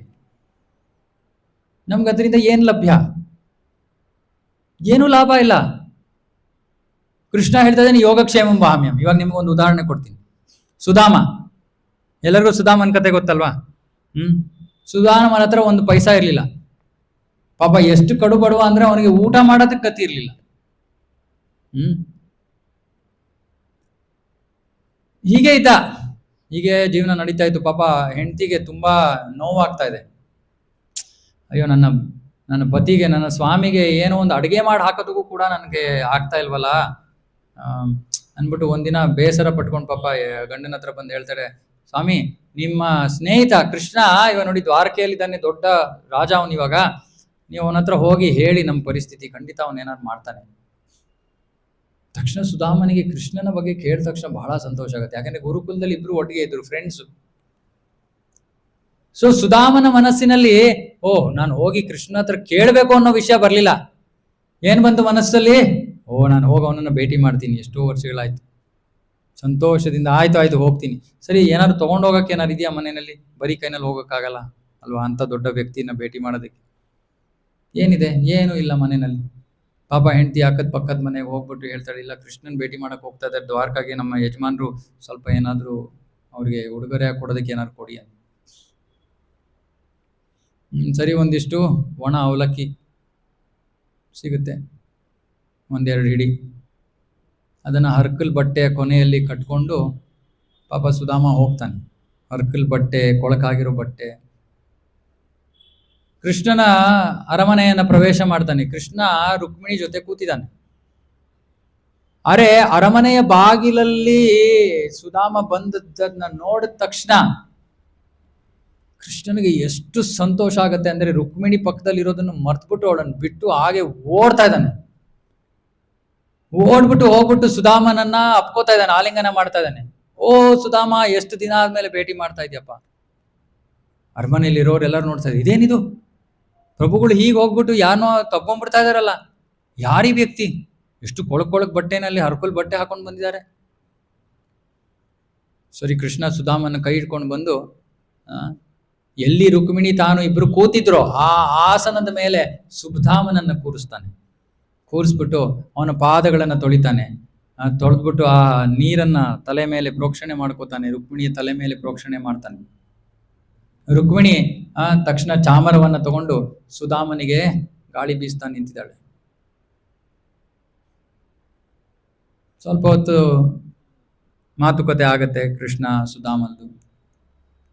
ಆಮೇಲೆ ಕೃಷ್ಣ ಸುಧಾಮನ ಹತ್ರ ಕೇಳ್ತಾನೆ, ಸುಧಾಮ ನೀನ್ ನನ್ಗೆ ಏನಾದ್ರು ಗಿಫ್ಟ್ ತಂದಿರ್ಬೇಕಲ್ವಾ, ಇಷ್ಟು ದಿನ ಆದ್ಮೇಲೆ ಭೇಟಿ ಮಾಡಕ್ ಬರ್ತಾ ಇದೆಯಾ? ಪಾಪ ಯಾವ ಬಾಯಿಂದ ಹೇಳ್ತಾನೆ ಸುಧಾಮ, ತಂದಿದ್ದೀನಿ ನಾನು ಅವಲಕ್ಕಿ ನಿನಗೋಸ್ಕರ, ನೀನು ಇಷ್ಟು ದೊಡ್ಡ ಸ್ಥಾನದಲ್ಲಿದ್ಯಾ. ಪಾಪ ನಾಚ್ಕೋತಾ ಇದ್ದಾನೆ ಏನು ಕೊಡೋದಕ್ಕೆ. ಕೃಷ್ಣನ್ ಗೊತ್ತಾಗತ್ತೆ, ನೋಡು ಅಲ್ಲಿದೆ ನೋಡು, ಕೊಡಿಲಿ ಅಂದ್ಬಿಟ್ಟು ಕೃಷ್ಣ ಏನ್ ಮಾಡ್ತಾನೆ, ಒಂದ್ ಹಿಡಿ ತಗೊಂಡು ತಿಂತಾನೆ. ತಿಂದ್ಬಿಟ್ಟು, ಓ ಸುಧಾಮ, ಇಂತಹ ಪ್ರಸಾದವನ್ನ ಊಟವನ್ನ ನಾನು ಮಾಡೇ ಇಲ್ಲ. ಏನು ಇದೆ ಅಲ್ಲಿ? ಒಣ ಅವಲಕ್ಕಿ. ಸರಿ, ಇದೆಲ್ಲ ಆಯ್ತು. ರಾತ್ರಿ ಇಡೀ ಕೂತ್ಕೊಂಡು ಇಬ್ರು ಗುರುಕುಲದ ಬಗ್ಗೆ ಮಾತಾಡ್ತಾರೆ, ಅದು ಇದು ಮಾತಾಡ್ತಾ ಇದಾರೆ. ಆಯ್ತು, ಬೆಳಗಿನ ಜಾವ ಆಯ್ತು, ಮಲಗಿಲ್ಲ ಇಬ್ರು. ಸುಧಾಮ ಹೇಳ್ತಾನೆ ಕೃಷ್ಣ, ನೀನು ದೊಡ್ಡ ವ್ಯಕ್ತಿಯಪ್ಪ, ನಿನಗೆ ತುಂಬಾ ಕೆಲ್ಸಗಳಿರ್ಬೋದು, ನಿನ್ನ ಕೆಲ್ಸಗಳಲ್ಲಿ ನೋಡ್ಕೊ ನೀನು, ನಾನು ಹೊರಡ್ತೀನಿ. ಸರಿ ಆಯ್ತು. ಸುಧಾಮ ಎದ್ದು ಅರಮನೆಯಿಂದ ಹೊರಡ್ತಾನೆ. ಸಂತೋಷ ಅಂದ್ರೆ ಸಂತೋಷ. ಕೃಷ್ಣನ ಜೊತೆ ಒಂದು ಪೂರ್ತಿ ರಾತ್ರಿ ಎಷ್ಟೊಂದು ಸಮಯ ಕೂತ್ಕೊಂಡು ನಾನು ಅವನ ಜೊತೆ ಇರೋದಕ್ಕೆ ನನಗೆ ಅವಕಾಶ ಸಿಗ್ತಲ್ಲ ಅಂತ ಸಂತೋಷದಿಂದ ವಾಪಸ್ ಹೋಗ್ತಾ ಇದ್ದೀನಿ. ಬಂದಿದ್ದ ಕಾರಣ ಏನೋ ಕೇಳಬೇಕು ಅಂತ ಪಾಪ ಹೆಂಡತಿ ಕಳ್ಸಿಲ್ದು, ಇವನು ಮರ್ತೇ ಬಿಟ್ಟಿದ್ದಾನೆ. ಅರೆ, ಅವನ ಮನಸ್ಸಿನಲ್ಲಿ ಒಂದು ಯೋಚನೆ ಬಂತು, ಅಯ್ಯೋ ಪಾಪ ನನ್ನ ಹೆಂಡತಿ ಇಷ್ಟೊಂದು ಕಷ್ಟಪಡ್ತಾ ಇದ್ದಾಳೆ, ನನಗೋಸ್ಕರ ಏನಾದ್ರು ಬೇಕು ಅಂತ ಇದ್ದಾಳೆ. ಇಷ್ಟು ದಿನ ಅವನೇನ್ ಹೇಳಿದ್ದ ಕೃಷ್ಣನಿಗೆ, ಕೃಷ್ಣ ನನಗೆ ಯಾವ ಸಂಪತ್ತು ಬೇಕಾಗಿಲ್ಲ. ಸರಿ, ಕೃಷ್ಣ ಏನ್ ಮಾಡ್ತಾನೆ, ಭಕ್ತನಿಗೆ ಬೇಡ ಅಂದ್ರೆ ಕೃಷ್ಣ ಕೊಡೋಕ್ಕಾಗಲ್ಲ. ಕೃಷ್ಣ ಸರಿಯಪ್ಪ, ನಿನ್ಗೇನು ಬೇಡ ಅಂದ್ರೆ ನಾನು ಎಲ್ಲಿಂದ ಕೊಡ್ಲಿ ಅಂತ ಸುಮ್ಮನಿದ್ದ ಕೃಷ್ಣ. ಅರೆ, ಇವಾಗ ಸುಧಾಮ ಏನ್ ಹೇಳ್ತಾನೆ, ಕೃಷ್ಣ ಬೇಕಾದ್ರೆ ಕೊಡು, ನಿನ್ನಿಷ್ಟ, ನಾನ್ ಕೇಳ್ತಾ ಇಲ್ಲ, ನೀನ್ ಬೇಕಾದ್ರೆ ಕೊಡು ಅಂದ್ರೆ ಪರ್ಮಿಷನ್ ಕೊಟ್ಬಿಟ್ಟ ಆ ತರ ಕೃಷ್ಣನಿಗೆ ಎಷ್ಟು ಸಂತೋಷ ಆಗತ್ತೆ ಅಂದ್ರೆ, ಓ ನನಗೆ ಅವಕಾಶ ಸಿಕ್ಬಿಡ್ತು ನನ್ನ ಭಕ್ತನಿಗೆ ಸೇವೆ ಮಾಡೋದಕ್ಕೆ ಅಂತ. ಕೃಷ್ಣ ಏನ್ ಮಾಡ್ತಾನೆ, ಒಂದು ದೊಡ್ಡ ಅರಮನೆಯನ್ನ ಮಾಡ್ತಾನೆ, ಇಷ್ಟೊಂದು ಸಂಪತ್ತು ಎಲ್ಲವನ್ನು ಕೊಟ್ಬಿಡ್ತಾನೆ. ಸುಧಾಮ ಬಂದು ನೋಡ್ತಾನೆ, ಇದೇನಿದು, ತಪ್ಪು ಜಾಗಕ್ಕೆ ಬಂದ್ಬಿಟ್ನೇನು, ನನ್ನ ಮನೆ ಅಲ್ಲ. ಸುಧಾಮನ ಕರ್ಮ ಫಲದ ಪ್ರಕಾರ ಪ್ರಾಯಶಃ ಅವನ ಜೀವನದಲ್ಲಿ ಏನೂ ಇರ್ತಾ ಇರ್ಲಿಲ್ಲ, ಅವನ ಆ ಪರಿಸ್ಥಿತಿ ಇತ್ತು. ಅರೆ, ಕೃಷ್ಣ ಏನ್ ಮಾಡ್ದ, ಅವನ ಹಣೆ ಬರದಲ್ಲಿ ಇರದೇ ಇರೋದನ್ನ ಕೊಟ್ಬಿಟ್ಟ. ಸೊ ಯಾವಾಗ ನಾವು ಕೃಷ್ಣ ಹತ್ರ ಬರ್ತೀವೋ, ಕೃಷ್ಣ ನಮಗೆ ಏನು ಅವಶ್ಯಕವೋ ಏನೋ, ಯೋಗಕ್ಷೇಮಂ ವಹಾಮ್ಯಂ ಅಂದ್ರೆ ನಿಮಗೆ ಏನು ಬೇಕೋ ಅದು ನಾನು ಕೊಡ್ತೀನಿ. ಅದು ನಿಮ್ಮ ಕರ್ಮ ಫಲದಲ್ಲಿ ಇರ್ಬೇಕಾಗಿಲ್ಲ, ಅದಕ್ಕೆ ಯಾವ ನಿಯಮನೂ ಇರ್ಬೇಕಾಗಿಲ್ಲ, ನಾನು ನೋಡ್ಕೋತೀನಿ. ಇದು personal promise, Krishnan personal promise. ಇವಾಗ ನೀವು ಯೋಚನೆ ಮಾಡಿ, ನೀವೇ ನಿಮ್ಮ ಜೀವನಕ್ಕಾಗಿ ಕಷ್ಟಪಡ್ತಿರೋ ಅಥವಾ ಸುಮ್ಮನೆ ಬಂದು ಕೃಷ್ಣನಿಗೆ ಶರಣಾಗತರಾಗ್ತಿರೋ? ಯಾವುದು ಬುದ್ಧಿವಂತಿಕೆ? ನಿಮ್ಮ ಎಲ್ಲಾ ಕಷ್ಟಗಳ ಶ್ರಮಗಳ ಹೊರತಾಗಿಯೂ ನೀವೇನ್ ಸಾಧನೆ ಮಾಡ್ಬೋದು, ಅದಕ್ಕೆ 10ರಷ್ಟು 1000ರಷ್ಟು 1,00,000ರಷ್ಟು ಹೆಚ್ಚು ಕೃಷ್ಣ ಕೊಡೋಕೆ ಸಾಧ್ಯ. ಅವನ ಇಚ್ಛೆ ಎಲ್ಲ ಅವನ ಕೈಯಲ್ಲಿದೆ. ಭಕ್ತರು ಯಾರು ಕೇಳಲ್ಲ, ಸುಧಾಮನ ತರ ಭಕ್ತರು ಕೇಳಲ್ಲ. ಅರೆ, ಭಗವಂತ ಕಾಯ್ತಾ ಇದ್ದಾನೆ, ಇಲ್ಲೊಂದು ಲೂಪ್ ಹೋಲ್ ಸಿಕ್ತು ನನಗೆ, ಇವ್ನಿಗೆ ಏನಾದ್ರು ಒಳ್ಳೇದು ಮಾಡಕ್ಕೆ ನನ್ಗೆ ಅವಕಾಶ ಸಿಕ್ತು ಅಂತ ಕೃಷ್ಣ ಕಾಯ್ತಾ ಇದ್ದಾನೆ. ಇದು ಮಹಾತ್ಮರ ಕೃಷ್ಣನ ಸಂಬಂಧ. ಈ ಮಹಾತ್ಮರ ಆಗಬೇಕು ಅಂದ್ರೆ ನಾವು ಏನು ದೊಡ್ಡ ವಿಷಯ ಮಾಡ್ಬೇಕಾಗಿಲ್ಲ, ಸುಮ್ಮನೆ ಕೃಷ್ಣನ ಆಶ್ರಯವನ್ನ ಪಡ್ಕೋಬೇಕು. ಕೃಷ್ಣನ ಆಶ್ರಯವನ್ನ ಪಡ್ಕೊಳ್ಳೋದಂದ್ರೆ ಏನು? ಕೃಷ್ಣ ಹೇಳ್ತಾ ಇರೋ ರೀತಿಯಲ್ಲಿ ಜೀವನ ನಡೆಸ್ಬೇಕಷ್ಟೇ, ಇನ್ನೇನು ಅಪೇಕ್ಷೆ ಇಲ್ಲ ಕೃಷ್ಣನಿಂದ. ಇವಾಗ ನಾವು ಹೋಗಿ ಡಾಕ್ಟರ್ಗೆ ಆಶ್ರಿತರಾಗ್ತೀವಿ. ಡಯಾಬಿಟಿಸ್ ಇರೋ ಡಾಕ್ಟರ್ ಹತ್ರ ಹೋಗ್ತಾರೆ, ಡಾಕ್ಟರ್ ಏನ್ ಹೇಳ್ತಾರೋ ಕೇಳ್ತೀನಪ್ಪ, ಯಾಕೆ ನನ್ನ ಆರೋಗ್ಯ ಸರಿ ಹೋಗ್ಬೇಕು ಅಂದ್ರೆ ಅವ್ರಿಗೆ ಶರಣಾಗತರಾಗೋದ್ವಿ, ಅವ್ರು ಹೇಳಿದ್ದೆಲ್ಲ ಮಾಡ್ತೀವಿ. ಮಾಡಿದವ್ರು ಏನಾಗುತ್ತೆ, ಆರೋಗ್ಯ ಸರಿ ಹೋಗ್ಬೋದು. ಅದ್ರಲ್ಲೂ ಉಡಾಫೆ ಮಾಡೋರು ಇರ್ತಾರೆ, ಇದೆಲ್ಲ ಗೊತ್ತಪ್ಪ, ಎಷ್ಟೊಂದು ಜನಕ್ಕೆ ಡಯಾಬಿಟಿಸ್ ಇದೆ, ಏನಂತೆ, ಏನಾಗುತ್ತೆ, ಅವ್ರ ಆರೋಗ್ಯ ಹಾಳಾಗುತ್ತೆ. ಸೊ ಯಾರು ಬಂದು ಕೃಷ್ಣನ ಆಶ್ರಯವನ್ನ ತಗೊಂತಾರೋ ಅವರ ಜೀವನವನ್ನ ಕೃಷ್ಣ ನಡೆಸ್ತಾನಪ್ಪ. ಯಾಕೆ ಟೆನ್ಷನ್ ನಿಮ್ಗೆ? ನನ್ಗೇನ್ ಅರ್ಥ ಆಗಲ್ಲ ಅಂದ್ರೆ, ಯಾಕೆ ಜನರು ಕೃಷ್ಣನ ಆಶ್ರಯವನ್ನ ಪಡೆಯಲ್ಲ? ಈ ಪ್ರಶ್ನೆಗೆ ಉತ್ತರ ಸಿಗ್ತಾ ಇಲ್ಲ ನನ್ಗೆ. ಯಾಕಂದ್ರೆ ಯಾವ ತರ್ಕನೇ ಇಲ್ಲ ಅದಕ್ಕೆ, ಇಲ್ಲಾಜಿಕಲ್. ಇಂಗ್ಲಿಷಲ್ಲಿ ಹೇಳ್ತಾರಲ್ಲ ಇಲ್ಲಾಜಿಕಲ್ ಅಂದ್ರೆ ಅದಕ್ಕೆ ಏನು ಯಾವ ಒಂದು ಕಾರಣನೂ ಕೊಡೋಕ್ಕಾಗಲ್ಲ. ನೀವು ನಾನು ಈ ಕಾರಣಕ್ಕೋಸ್ಕರ ಕೃಷ್ಣನ ಆಶ್ರಯ ತಗೋತಾ ಇಲ್ಲ ಅಂತ ನೀವು ಯಾವುದು ಒಂದು ಸರಿಯಾದ ಒಂದು ತರ್ಕಬದ್ಧವಾದ ಉತ್ತರ ಕೊಡೋಕ್ಕಾಗಲ್ಲ, ಲಾಜಿಕಲ್ ಆನ್ಸರ್ ಕೊಡೋಕ್ಕಾಗಲ್ಲ. ಯಾಕಂದ್ರೆ ಈ ಲಾಜಿಕೇ ಇಲ್ಲ ಅದರಲ್ಲಿ. ಕೃಷ್ಣನ ಹತ್ರ ಬರ್ಲಿಲ್ಲ ಅಂದ್ರೆ ಇನ್ನೆಲ್ಲೂ ಹೋಗ್ತೀವಿ? ಎಲ್ಲಿಗೆ ಹೋಗ್ತೀವಪ್ಪ? ಕೃಷ್ಣನ್ ಬಿಟ್ಟು ಎಲ್ಲಿಗೆ ಹೋಗ್ಬೋದು ನಾವು? ದೇವತೆಗಳ ಹತ್ರ ಹೋಗ್ತೀವಾ? ಅವರು ಕೂಡ ಇವನ್ ಕಡೆನೇ ತಿರ್ಗೋದು. ಅಪ್ಪ ಏನೋ ಬಂದಿದಾರ ನೋಡಿಯಪ್ಪ, ಏನಾರು ಕೊಡ್ಬೋದಾ ಇವ್ರಿಗೆ? ಸರಿ ಕೊಡಪ್ಪ. ಇಲ್ಲ ಬೇಡ ಕೊಡ್ಬೇಡ, ಇವ್ನ ಕರ್ಮಫಲದಲ್ಲಿ ಇಲ್ಲ. ಓ ಹೌದಾ, ಸರಿ. ಕೃಷ್ಣ ಅರ್ಪಣ ಮಸ್ತು ಅಂತೀವಿ. ಯಾಕೆ? ಕೃಷ್ಣ ಸ್ವೀಕಾರ ಮಾಡ್ಲಿಲ್ಲ ಅಂದ್ರೆ ನಮ್ಮ ಪೂಜೆ ಪುನಸ್ಕಾರ ಯಜ್ಞ ಯಾದಿ ಏನ್ ಮಾಡ್ತಾ ಇದೀವೋ ಅದ್ರ ಫಲ ನಮಗೆ ಸಿಗೋದಿಲ್ಲ.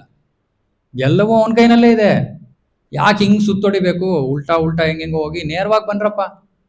ಅವನೇನು ತುಂಬಾ ನಿಯಮಗಳು ಹೇಳ್ತಾ ಇದ್ದಾನ, ಇದು ಮಾಡ್ಬೇಡಿ ಅದ್ ಮಾಡ್ಬೇಡಿ ಅಂತ. ಎಲ್ಲ ನಮ್ಮ ಒಳ್ಳೇದಕ್ಕೆ ಹೇಳ್ತಾ ಇದ್ದಾನೆ. ಏನ್ ಮಾಡ್ಬೇಕು ನಾವು? ಕೃಷ್ಣನ ಆಶ್ರಯವನ್ನು ಪಡ್ಕೊಂಡ್ರೆ ಪ್ರತಿದಿನ ಜಪ ಮಾಡ್ಬೇಕು. ಪ್ರತಿದಿನ ನಾವು ಇಲ್ಲಿ ಬೆಳಗ್ಗೆ ಕೃಷ್ಣನನ್ನ ಎಬ್ಬಿಸಿ ಅವನಿಗೆ ಆರತಿಯನ್ನ ಮಾಡ್ತೀವಿ 4:15. ಅಷ್ಟು ಕಷ್ಟನಾ? ವಾರದಲ್ಲಿ ಒಂದಿನ ಬರಕ್ಕೆ? ಭಾನುವಾರ ಒಂದಿನ ಬನ್ನಿ. ಪ್ರತಿದಿನ ಆಗ್ಲಿಲ್ಲ ಅಂದ್ರೆ ಭಾನುವಾರ ಒಂದಿನ ಬರೋದಕ್ಕೆ ಪ್ರಯತ್ನ ಮಾಡಿ. ಕೃಷ್ಣ ನಮ್ಗೆ ಅಷ್ಟೊಂದೆಲ್ಲ ಮಾಡಕ್ ರೆಡಿ ಆಗಿದ್ದಾನೆ. ನಾವು ಅನ್ನೋದಕ್ಕೆ ಬಂದ್ಬಿಟ್ಟು ಬೆಳಗ್ಗೆ ಒಂದು 10 ನಿಮಿಷ ಅವನ್ನ ದರ್ಶನವನ್ನ ಮಾಡ್ಕೊಂಡು ಮಂಗಳಾರತಿಯ ಸಮಯದಲ್ಲಿ ಬಂದು ಹೋಗೋದಕ್ಕಾಗಲ್ವ ನಮ್ಗೆ? ಇಲ್ಲ ಪ್ರಭು, ಮಲ್ಕೊಳ್ಳೋದೇ 12 ಗಂಟೆ ಆಗತ್ತೆ. ಯಾವ್ದೋ ಒಳ್ಳೆ ಪಿಕ್ಚರ್ ಬರ್ತಾ ಇತ್ತು ನಿನ್ನೆ, ಹಂಗೇ ನೋಡ್ತಾ ಕೂತ್ಕೊಂಡ್ಬಿಟ್ಟು 12 ಗಂಟೆ ಆಗೋಯ್ತು. ಒಂದಿನ ಮಲ್ಕೊಳ್ಳಿ ಬೇಗ. ನಾವು ಅರ್ಥ ಮಾಡ್ಕೋಬೇಕು, ಕೃಷ್ಣ ನಮ್ಮಿಂದ ಅಸಾಧ್ಯವಾದದ್ದು ಯಾವುದು ಅಪೇಕ್ಷೆ ಪಡ್ತಾ ಇಲ್ಲ. ಇವಾಗ ಯಾರಾದ್ರೂ ಊರಿಗೆ ಹೋಗ್ಬೇಕು, 6 ಗಂಟೆಗೆ ಫ್ಲೈಟ್ ಇದೆ ಅಂದ್ರೆ ಎಷ್ಟೊತ್ತಿಗೆ ಹೇಳ್ತೀರಪ್ಪ? ಎಷ್ಟೊತ್ತಿಗೆ ಇರ್ಬೇಕು ಏರ್ಪೋರ್ಟ್ ಅಲ್ಲಿ? 4 ಗಂಟೆಗೆ ಇರ್ಬೇಕು. 4 ಗಂಟೆ ಇಲ್ಲಿ ಹುಳಿಮಾವು ಎಷ್ಟೊತ್ತಿಗೆ ಬಿಡ್ತೀರಾ? ಅಟ್ಲೀಸ್ಟ್ 2:15 ಬಿಡ್ಬೇಕು. ಎಷ್ಟೊತ್ತಿಗೆ ಹೇಳ್ತೀರಾ? 2 ಗಂಟೆಗೆ ಹೇಳ್ತೀರಾ? ನಮಗೋಸ್ಕರ ಏನ್ ಬೇಕಾದ್ರೂ ಮಾಡಕ್ ಸಿದ್ಧ ಪ್ರಭು. ಕೃಷ್ಣನ್ಗೋಸ್ಕರ ಯಾಕೆ? ಅವನಿಗೆಲ್ಲ ಇದೆ. ನಾವು ಬರಲಿಲ್ಲ ಅಂದ್ರೆ ಏನ್ ಲಾಸ್ ಅವನಿಗೆ? ಖಂಡಿತ ಅವನಿಗೇನು ಲಾಸ್ ಇಲ್ಲ, ನಮಗೆ ಲಾಸ್ ನಮಗೆ, ಅವನಿಗೇನಿಲ್ಲ. ಆದ್ರೆ ಅವನು ಕೃಪೆ ಕೊಡೋದಕ್ಕೆ ಸಿದ್ಧನಾಗಿದ್ದಾನೆ. ಇಷ್ಟು ಸರಳ ಚಿಕ್ಕ ಚಿಕ್ಕ ವಿಷಯಗಳು ನಾವು ಮಾಡ್ಬೇಕಾಗಿರೋದು. ಕೃಷ್ಣನಿಗೆ ಪ್ರತಿನಿತ್ಯ ಹರೇ ಕೃಷ್ಣ ಮಹಾಮಂತ್ರ ಜಪ ಮಾಡಿ, ಭಗವದ್ಗೀತಾ ಭಾಗವತ ಶ್ರವಣ ಮಾಡಿ. ಇವಾಗ ಪ್ರತಿ ಸಂಜೆ ನಾವು 7 ಗಂಟೆಗೆ ಆನ್ಲೈನ್ ಅಲ್ಲಿ ಝೂಮ್ ಅಲ್ಲಿ ಭಾಗವತ ಪ್ರವಚನ ಶುರು ಮಾಡಿದೀವಿ. ಮತ್ತೆ ಗ್ರೂಪ್ ಅಲ್ಲಿ ಇನ್ನೊಂದ್ಸತಿ ಹಾಕ್ತಿವಿ. ಯಾರು ನೋಡಿಲ್ದೇ ಇರೋರು ನೋಡ್ಕೊಂಡು ಸೇರ್ಕೊಳ್ಳಿ. ಪ್ರತಿ ವಾರ ಸೋಮವಾರದಿಂದ ಶುಕ್ರವಾರ ತನಕ ಸಂಜೆ 7 ಗಂಟೆಗೆ ಭಾಗವತ ಇದೆ ಆನ್ಲೈನ್. ನೀವೆಲ್ಲಿದ್ರು ಕಿವಿಗೆ ಹಾಕೊಂಡಿರಿ, ವಿಷಯಗಳು ಬೀಳ್ಲಿ ಕಿವಿಗೆ. ಭಾಗವತ ಬಹಳ ಬಹಳ ಮುಖ್ಯವಾದದ್ದು. ಭಗವದ್ಗೀತಾ ಭಾಗವತ ಅಧ್ಯಯನ, ಆಮೇಲೆ ಭಕ್ತರ ಸಂಘ. ಭಕ್ತರು ಬೆಳಗ್ಗೆನೂ ಇರ್ತಾರೆ. ಇವಾಗ ನಾವು ಬೆಳಗ್ಗೆ 4:15 ಓಪನ್ ಮಾಡಿದ್ರೆ 8:30 9 ಗಂಟೆ ತನಕ ಇಲ್ಲೇ ಇರ್ತೀವಿ ಪ್ರತಿದಿನ. ಯಾರು ಬೇಕಾದ್ರೆ ಬರ್ಬೋದು, ಯಾವಾಗ ಬೇಕಾದ್ರೆ ಬರ್ಬೋದು. ಮಧ್ಯ ಆರತಿಗಳು ನಡೀತಾ ಇರುತ್ತೆ, ಜಪ ನಡೀತಾ ಇರುತ್ತೆ. ಯಾವ್ದಾದ್ರು ಸಮಯಕ್ಕೆ ಬನ್ನಿ, ಒಂದ್ ಸ್ವಲ್ಪ ಹೊತ್ತು ಇರಿ, ಇದು ಹೋಗಿ ಭಕ್ತರ ಸಂಘ ಆಗುತ್ತೆ. ಎಷ್ಟೊಂದು ಭಕ್ತರು ಬರ್ತಾ ಇದ್ದಾರೆ ಇವಾಗ ಪ್ರತಿದಿನ ಬೆಳಗ್ಗೆ. ಅವ್ರನ್ನೆಲ್ಲ ಕೇಳಿ ಹೇಗೆ ಅನ್ನಿಸ್ತಾ ಇದೆ ಅವ್ರಿಗೆ. ಬಂದು ಇಲ್ಲಿ ಭಕ್ತರ ಜೊತೆಗೆ ಕೂತ್ಕೊಂಡು ಜಪ ಮಾಡೋದ್ರಲ್ಲಿ ಹೇಗಿರುತ್ತೆ ಅನುಭವ. ಸರಳ ಚಿಕ್ಕ ಚಿಕ್ಕ ವಿಷಯಗಳು. ಇದಿಷ್ಟು ಮಾಡಿದ್ರೆ ನಮಗೆ ಕೃಷ್ಣ ತನ್ನನ್ನೇ ತಾನು ಕೊಟ್ಕೊಂಡ್ ಬಿಡ್ತಾನೆ. ಕೃಷ್ಣನಿಗೆ ಭಕ್ತರು ಕಂಡ್ರೆ ಅವನಿಗೆ ಪಂಚ ಪ್ರಾಣ. ಅವನಿಗೆ ಬೇರೆ ಏನು ಬೇಡಲೇ ಬೇಡ ಜೀವನದಲ್ಲಿ. ಅವನಿಗೆ ಬೇಕಾಗಿರೋದೇ ಭಕ್ತರು. ನಾವು ಭಕ್ತರಾಗೋದಕ್ಕೆ ಕಲಿಯುಗದಲ್ಲಿ ಬಹಳ ಸುಲಭ. ಸುಮ್ಮನೆ ನಮಗೆ ತುಂಬಾ ತಪಶ್ಚರ್ಯ ಅಂದ್ರೆ ಕಷ್ಟ ಆಗುತ್ತೆ. ಅದಕ್ಕೆ ನಾನು ಹೇಳ್ತಾ ಇರೋದು, ವಾರಕ್ಕೆ 1 ದಿನ ಎದ್ದು ಬನ್ನಿ. ವಾರಕ್ಕೆ 1 ದಿನ. 4:15 ಆಗಲ್ವಾ? ಸರಿ 5 ಗಂಟೆಗೆ ಬನ್ನಿ. 5 ಗಂಟೆಗೆ ಆಗಲ್ವಾ? ಸರಿ 7 ಗಂಟೆಗೆ ಬನ್ನಿ. 7:15 ಆರತಿ ಇರುತ್ತೆ, 7:15 ಆರತಿ ಇರುತ್ತೆ, 7:45 ಆರತಿ ಇರುತ್ತೆ. ಯಾವುದೋ ಒಂದು ಸಮಯಕ್ಕೆ ಬಂದು ಹೋಗಿ. ಕೃಷ್ಣ ನಮಗೋಸ್ಕರ ಇಷ್ಟೊಂದು ಮಾಡಕ್ ರೆಡಿ ಆಗಿದೆ. ನಾವು ಕೃಷ್ಣನ್ಗೋಸ್ಕರ ಒಂದ್ ಚೂರು ಮಾಡೋದಕ್ಕೆ ಅಷ್ಟೊಂದು ಕಷ್ಟ ಪಡ್ತೀವ? ಅಷ್ಟೊಂದು ಕಷ್ಟನಾ? ಹೋಗ್ಲಿ, ನಾನು ವಿಜಯನಗರದಿಂದ ಬರ್ತಾ ಇದ್ದೀನಿ ಪ್ರತಿದಿನ ಮಂಗಳಾರತಿಗೆ. ವಿಜಯನಗರದಿಂದ ಬರೋದು ಕಷ್ಟನೋ, ಇಲ್ಲಿ ಹುಳಿಮಾವನಲ್ಲಿ ಏರಿಯಾನಲ್ಲಿ 2 ನಿಮಿಷ ದೂರದಲ್ಲಿರೋದು ಬರೋದು ಕಷ್ಟನೋ? ಇಲ್ಲಿಂದ ಬರೋದು ಕಷ್ಟನೇ ಪ್ರಭು. ಯಾಕೆಂದ್ರೆ ನಮಗೆ ಆ ಮಂಗಲಾರತಿಯ ಪ್ರಭಾವ ಗೊತ್ತು. ಹಾಗಾಗಿ ನಮಗೆ ಅದು ಕಷ್ಟನೇ ಆಗಲ್ಲ. ಸಂತೋಷವಾಗಿ ಎದ್ದು ಬರ್ತೀವಿ. ಭಕ್ತರು ಸಿಗ್ತಾರೆ. ಇಷ್ಟು ದಿನ ನಮಗೆ ವಾರಕ್ಕೆ ಒಂದೇ ದಿನ ಸಿಕ್ಕೋರು ಇವರೆಲ್ಲ ಭಕ್ತರು, ಇವಾಗ ಪ್ರತಿದಿನ ಸಿಗ್ತಾರೆ. ನಮ್ಗೆ ಅದೇ ಸಂತೋಷ. ಸೊ ಭಕ್ತಿ ಅಂದ್ರೆ ಇಷ್ಟೇ, ಆನಂದಕ್ಕೆ ಏನು ಜಾಸ್ತಿ ಎಲ್ಲೋ ಹುಡ್ಕೊಂಡು ಹೋಗ್ಬೇಕಾಗಿಲ್ಲ. ಚಿಕ್ಕ ಚಿಕ್ಕ ವಿಷಯಗಳಲ್ಲೇ ನಮಗೆ ಭಕ್ತಿ, ಭಗವಂತನ ಸಂಬಂಧದಲ್ಲಿ ನಮಗೆ ಆನಂದ ಲಭ್ಯ. ಸೊ ಈ ಭಕ್ತರು ಏನ್ ಮಾಡ್ತಾರೆ, ಎಲ್ರಿ ಯಾವ ಸೀರೆ ಎಲ್ಲಿ ತಗೊಂಡ್ರಿ ಮಾತಾಡಲ್ಲ. ಏನ್ ಮಾತಾಡ್ತಾರೆ, ಏನೋ ಕೃಷ್ಣನ ಬಗ್ಗೆ ಮಾತಾಡ್ತಾರೆ, ಅಥವಾ ಕೃಷ್ಣನಿಗೆ ಅಲಂಕಾರದ ಬಗ್ಗೆ ಮಾತಾಡ್ತಾರೆ, ಅಥವಾ ಇನ್ನೇನೋ ಒಂದು ಕೃಷ್ಣನಿಗೆ ಸೇವೆ ಸಂಬಂಧಿತವಾಗಿ ಮಾತಾಡ್ತಾರೆ. 500 ಸೀರೆಯಲ್ಲಿ ಇವಾಗ 501ನೇ ಸೀರೆ ಎಲ್ಲಿಂದ ಬಂತು ಅಂತ ಕೇಳೋವರೆಗೆ ಆಸಕ್ತಿ ಇಲ್ಲ. ಸತತಂ ಕೀರ್ತಯಂತೋಮ. ಯಾಕಂದ್ರೆ ಕೃಷ್ಣನ ಗುಣಗಳು ಎಷ್ಟು, ನಾನು ಪದೇ ಪದೇ ಹೇಳ್ತಾ ಇದ್ದೀನಿ, ಕೃಷ್ಣ ಪುಸ್ತಕ ಇದೆ, ಅದನ್ನು ಓದ್ರಿ, ನಿಮ್ಗೆ ಅವಾಗಲೇ ಗೊತ್ತಾಗೋದು ಕೃಷ್ಣ ಏನು ಅಂತ, ಕೃಷ್ಣನ ಪ್ರೀತಿ ಏನು, ಕೃಷ್ಣ ಹೇಗೆ ತನ್ನ ಭಕ್ತರನ್ನ ನೋಡ್ಕೋತಾನೆ. ನಾನು ಮುಂಚೆನೂ ಹೇಳಿದ್ದೆ, ಮಾಧವೇಂದ್ರ ಪುರಿ ಅವರ ಕತೆ ನಿಮಗೆಲ್ಲ ಮರ್ತು ಹೋಗ್ಬಿಟ್ಟಿರುತ್ತೆ. ಮಾಧವೇಂದ್ರ ಪುರಿ ಅವರು ಮಹಾಭಕ್ತರು, ಮಹಾತ್ಮರು. ಅವ್ರದ್ದು ಏನಂದ್ರೆ, ಅವರು ತಮ್ಮ ಆಹಾರಕ್ಕೋಸ್ಕರ ಭಿಕ್ಷೆ ಕೂಡ ಬೇಡಲ್ಲ. ಕೆಲವು ಸನ್ಯಾಸಿಗಳು ಭಿಕ್ಷೆಯನ್ನ ಬೇಡ್ತಾರೆ, ತಮ್ಮ ಹೊಟ್ಟೆಗೆ ಎಷ್ಟು ಬೇಕೋ ಅಷ್ಟು ಭಿಕ್ಷೆ ಬೇಡ್ತಾರೆ, ಆಮೇಲೆ ಆಯ್ತು ಕತೆ. ಮಾಧವೇಂದ್ರ ಪುರಿ ಅವರು ಅದನ್ನು ಮಾಡಲ್ಲ, ಸುಮ್ಮನೆ ಕೂತಿರ್ತಾರೆ, ಭಜನೆ ಮಾಡ್ತಾ ಕೂತಿರ್ತಾರೆ, ಹರೇ ಕೃಷ್ಣ ಹರೇ ಕೃಷ್ಣ. ಯಾರು ಬಂದು ಏನಾರು ಕೊಟ್ರೆ ತಿಂತಾರೆ, ಇಲ್ಲ ಅಂದ್ರೆ ಇಲ್ಲ. ಸೊ ಒಂದ್ಸತಿ ವೃಂದಾವನದ ಹತ್ರ ಕೂತಿರ್ತಾರೆ, ಗೋವರ್ಧನ ಬೆಟ್ಟದ ಹತ್ರ ಕೂತ್ಕೊಂಡು ಜಪ ಮಾಡ್ತಾ ಇರ್ತಾರೆ. ಸೊ ಬೆಳಗ್ಗೆಯಿಂದ ಕೂತ್ಕೊಂಡು ಜಪ ಮಾಡ್ತಾ ಇದ್ದಾರೆ, ಮಧ್ಯಾಹ್ನದ ತನಕ ಆಯ್ತು, ಏನೂ ತಗೊಂಡಿಲ್ಲ, ಅಲ್ಲಿ ಯಾರು ಏನು ಕೊಡಕ್ಕೂ ಬಂದಿಲ್ಲ. ಇವಾಗ ಕೃಷ್ಣ ನೋಡ್ತಾ ಇದ್ದಾನೆ, ನನ್ನ ಭಕ್ತರು ಇಲ್ಲೇ ಕೂತಿದ್ದಾರೆ ಪಾಪ, ಬೆಳಗಿಂದ ಆಹಾರ ಏನು ಸಿಕ್ಕಿಲ್ಲ, ಯಾರು ಏನು ಕೊಟ್ಟಿಲ್ಲ, ಸರಿ ನಾನೇ ಕೊಡ್ತೀನಿ. ಸೊ ಕೃಷ್ಣ ಏನ್ ಮಾಡ್ತಾನೆ, ಒಂದು ಮಡಕೆಯಲ್ಲಿ ಹಾಲು ತಗೊಂಡು ಹೋಗ್ತಾನೆ. ಮಾಧವೇಂದ್ರ ಪುರಿ ನೋಡ್ತಾರೆ, ಮಡಕೆ ಹಾಲು ತಂದಿದ್ದಾನೆ. ಯಾಕೆ ತಂದಿದ್ಯಾ ಹಾಲು? ಸ್ವಾಮಿ ನೀವು ಬೆಳಗಿಂದ ಏನು ತಗೊಂಡೇ ಇಲ್ವಂತೆ. ನಿನ್ಗೆ ಗೊತ್ತಾಯ್ತು ನಾನೇನು ತಗೊಂಡಿಲ್ಲ ಅಂತ.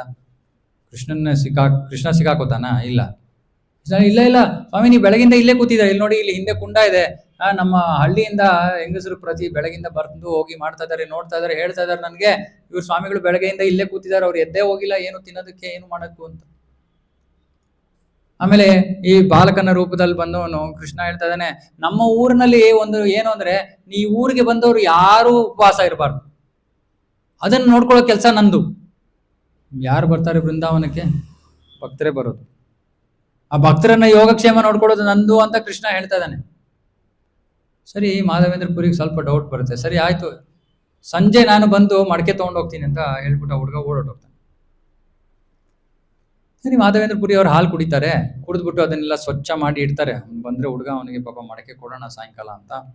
ಸಾಯಂಕಾಲ ಆಯ್ತು, ರಾತ್ರಿ ಆಯ್ತು, ಬರ್ಲಿಲ್ಲ, ಯಾರು ಬರ್ಲಿಲ್ಲ. ಸರಿ, ಹಂಗೆ ಅವ್ರು ಜಪ ಮಾಡ್ಕೊಂಡು ಕೂತಿದ್ದಾರೆ. ಅವರು ನಿದ್ದೆ ಮಾಡೋ ಪ್ರಶ್ನೆ ಇಲ್ಲ, ಜಪ ಮಾಡ್ತಾ ಇದಾರೆ. ಆದ್ರೆ ಮುಂಜಾನೆ ಸಮಯದಲ್ಲಿ ಒಂದು ಕ್ಷಣಕ್ಕೆ ಸ್ವಲ್ಪ ನಿದ್ದೆ ಬರುತ್ತೆ, ಸ್ವಲ್ಪ. ಆ ನಿದ್ದೆ ಬಂದಿದ ತಕ್ಷಣ ಒಂದು ಕನಸು. ಕನಸಿನಲ್ಲಿ ಯಾರು ಬಂದ್ರು? ಅದೇ ಹುಡುಗ, ಹಾಲು ಕೊಟ್ಟಿದ್ದ ಹುಡುಗ. ಯಾರು ಹಾಲು ಕೊಟ್ಟು ಹೋಗಿದ್ನೋ ಅದೇ ಹುಡುಗ ಬಂದ್ಬಿಟ್ಟು ಹೇಳ್ತಾ ಇದ್ದೇನೆ, ಮಾಧವೇಂದ್ರ ಪುರಿ, ನಿಮಗೋಸ್ಕರ ನಾನು ಎಷ್ಟು ದಿನದಿಂದ ಕಾಯ್ತಾ ಇದ್ದೆ. ನನ್ನ ಹೆಸರು ಗೋಪಾಲ್ ಅಂತ, ನಾನು ಈ ಊರಿನ ದೇವರು. ಆದ್ರೆ ಹಿಂದೆ ಯಾರೋ ನನ್ನ ದೇವಸ್ಥಾನವನ್ನ ಹಾಳು ಮಾಡಕ್ಕೆ ಯಾರೋ ಬಂದಿದ್ರು. ಆಗ ನನ್ನ ಪೂಜಾರಿ ಪಾಪ ನನಗೆ ಹಾನಿ ಆಗತ್ತೆ ಅನ್ನೋ ಭಯದಿಂದ ಅವನು ನನ್ನನ್ನ ಇಲ್ಲಿ ಅರಣ್ಯದೊಳಗೆ ಬಚ್ಚಿಟ್ಬಿಟ್ಟಿದ್ದಾನೆಲ್ಲೋ. ಎಷ್ಟೋ ವರ್ಷಗಳಿಂದ ನಾನು ಇಲ್ಲೇ ಇದ್ದೀನಿ, ಬಿಸಿಲು ಮಳೆ ಇವೆಲ್ಲವನ್ನ ನಾನು ಸಹಿಸ್ಕೋಬೇಕಾಗ್ತಾ ಇದೆ. ನಿನಗೋಸ್ಕರ ಕಾಯ್ತಾ ಇದ್ದೆ, ನೀನು ಯಾವಾಗ ಬರ್ತೀಯ ಅಂತ. ದಯವಿಟ್ಟು ನನ್ನನ್ನ ನನ್ನ ಎಲ್ಲಿ ಅಡಗಿಸಿದಾನೋ ಅಲ್ಲಿಂದ ಹೊರಗಡೆ ತೆಗೆದು ನನ್ನನ್ನು ಸ್ಥಾಪನೆ ಮಾಡಿ ನನಗೆ ಪೂಜೆಯನ್ನ ಮಾಡಪ್ಪ. ಆ ಕನಸಿನ ನೋಡಿದ ತಕ್ಷಣ ಮಾಧವೇಂದ್ರ ಪುರಿಗೆ ಏನಂತ ಅರ್ಥ ಆಗುತ್ತೆ, ಯಾರು ಬಂದಿದ್ದು ಹುಡುಗ? ಸ್ವಯಂ ಕೃಷ್ಣ ಅಂತ. ಬಹಳ ದುಃಖ ಪಡ್ತಾರೆ, ಅಯ್ಯೋ ನನಗೆ ನನ್ನ ಕೃಷ್ಣನನ್ನ ಗುರ್ತಿಡಿಯಕ್ಕಾಗ್ಲಿಲ್ವಲ್ಲ.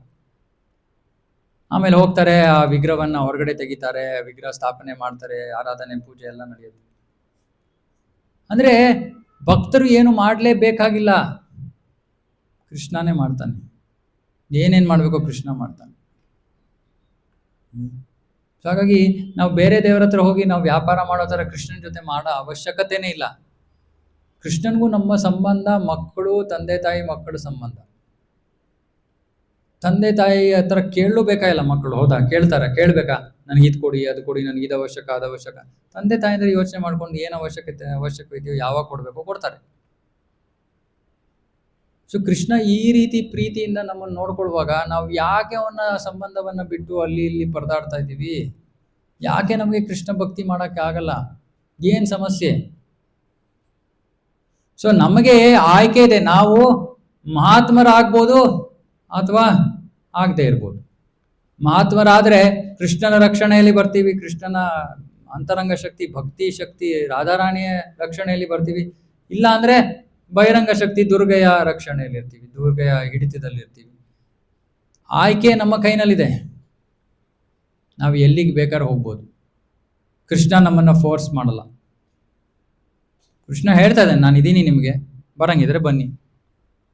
ಇಲ್ಲ ಕೃಷ್ಣ, ನೀನ್ ಪಾಡಂಗೆ ನೀನ್ ಇರಪ್ಪ, ನನ್ನ ಪಾಡಂಗೆ ನಾನು ಬಿಟ್ಬಿಡು ಅಂದ್ರೆ ಆಯ್ತು, ನಿನ್ನಿಷ್ಟ.